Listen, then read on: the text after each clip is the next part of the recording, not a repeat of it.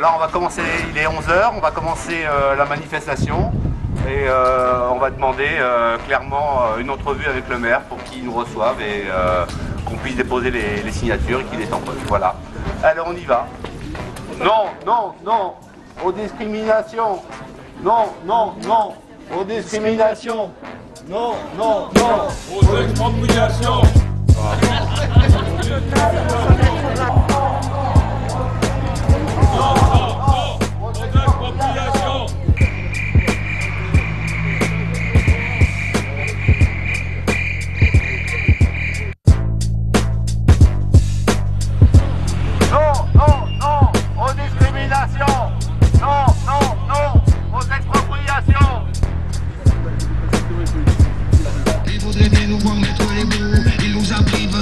Alors ici nous sommes devant la mairie de Pantin et nous sommes venus à une trentaine pour soutenir Philippe, un ami qui tient une boutique de produits bio qui se trouve à 300 mètres à peu près de là, dans la rue Hoche. Et donc cette boutique rencontre quelques soucis puisque pour la faire connaître, puisqu'elle est ouverte depuis l'an dernier, Philippe donc a sorti un certain nombre de petites cartes de visite qu'il a diffusées dans la ville, qu'il a parfois coincé sur inséré dans du mobilier public, mais sans jamais chercher à les coller. Et bon, il a reçu un PV pour dégradation du mobilier urbain, alors qu'il n'y avait nullement dégradation.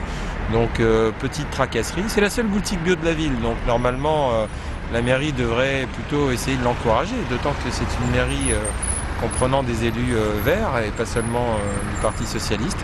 Mais bon, visiblement, il y a eu une volonté de décourager. Alors, qu'est-ce qu'il y a derrière? Bon, alors il se trouve que Philippe habite depuis quelques années sur la ville de Pantin, que ses idées qui sont bien plus à gauche que celles de la mairie sont connues. Il a participé à une liste d'opposition de gauche aux dernières élections municipales. Et puis, bon, il a un peu grande gueule, donc il est connu aussi de la mairie qui l'apprécie peu. On va dire ça rapidement comme ça.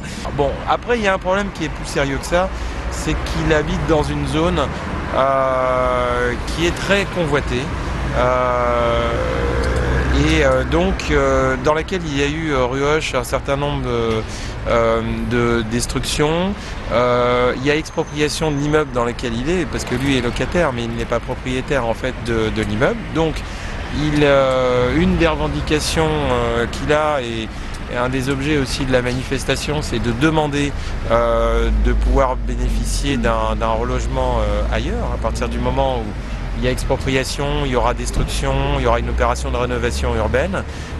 Voilà. Et là, il n'a toujours pas de réponse. Donc il a lancé une pétition qui a obtenu tout de même 2500 signatures, bon, dont plus de la moitié sont des signataires, d'ailleurs sont des habitants de Pantin. Hein.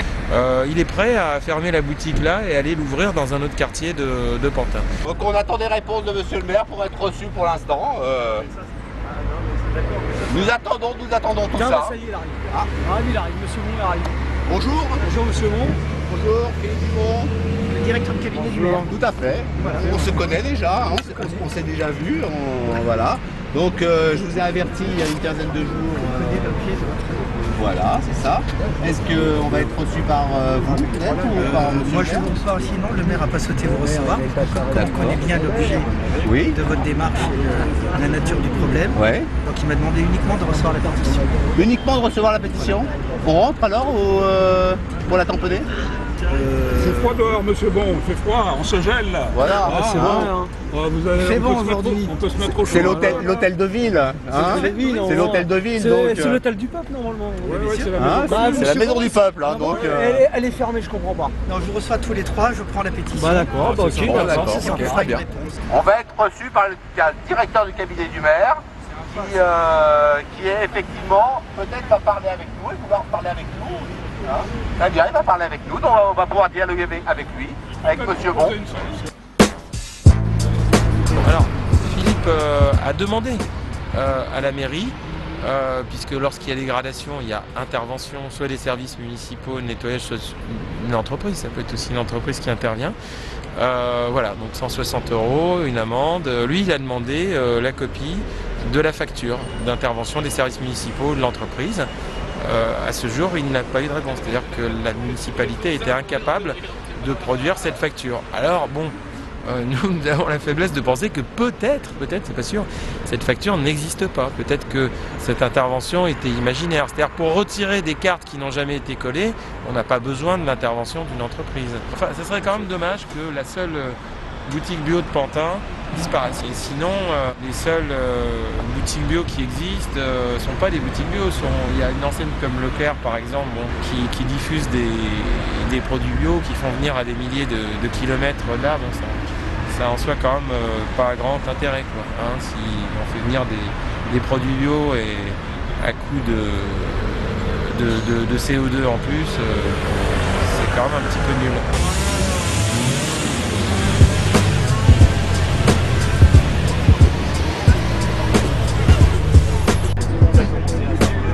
Rien n'a été donné. Monsieur Bon dit ne pas avoir le pouvoir nécessaire de pouvoir donner ce type de réponse. Mais bon, on n'en sait rien. Donc on va attendre des courriers et puis de la mairie et voir qu'est-ce qu'ils proposent maintenant. Voilà.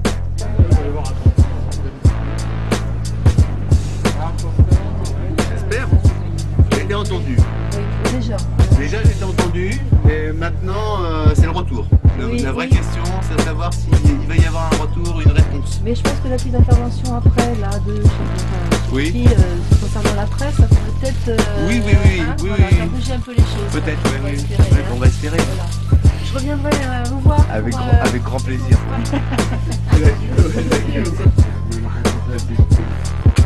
Ça va ?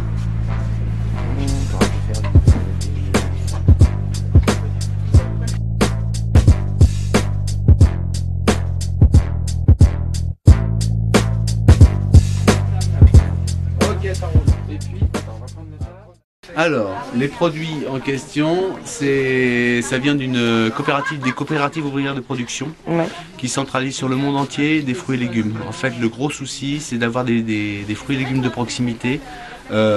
Aujourd'hui en France, c'est quasiment impossible. Enfin, c'est très très dur.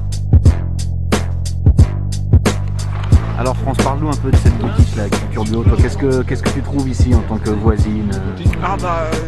Je trouve de très bons produits qu'on ne trouve pas dans un commerce habituel, disons.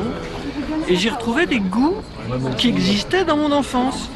J'allais cueillir une pomme sur l'arbre, ma pomme elle avait un goût de pomme. Les golden qu'on trouve dans le commerce, elles ont quasiment un goût de banane. Moi je préfère que les pommes aient un goût de pomme. Sans voiture, je vois vraiment pas... Ce serait impossible en fait, quoi. Ouais, bah oui, parce que c'était la seule sur Pantin, donc ça veut dire que je retourne dans mon Paris 19e natal, mais avec la difficulté que il faut être inscrit sur une liste et puis s'engager à aller piner les navets ou les pommes de terre. J'avoue que pas trop motivé déjà par le jardinage. Je laisse crever mes plantes vertes à la maison. Et là c'est vrai que on n'a pas besoin de s'inscrire, on vient, on est bien reçu, on papote aussi avec les gens qui sont là. C'est aussi un foyer de démocratie locale. Non, je viens pas me voir.